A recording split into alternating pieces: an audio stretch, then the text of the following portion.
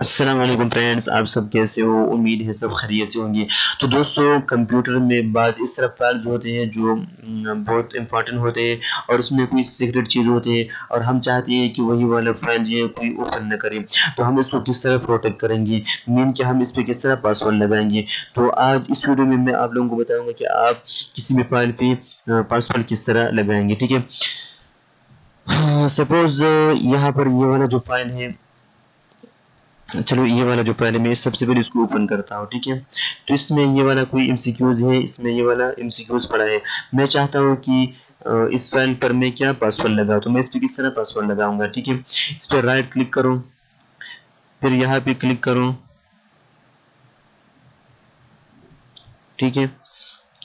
اب آ جاؤں، یہاں پہ کلک کروں اور پھر سیٹ پاسورڈ پہ آ جاؤں، ٹھیک ہے۔ سپوز یہاں پر میں ایک پاسورڈ انٹر کرتا ہوں، دوبارہ ری انٹر وہی والا پاسورڈ یہاں پہ انٹر کروں اور پھر اوکے پہ آ جاؤں، پھر اس کو بھی اوکے کرو، ٹھیک ہے۔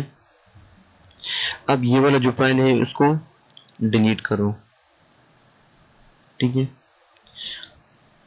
وہ ڈیلیٹ ہو گیا۔ اور اس پہ ڈبل کلک کرو،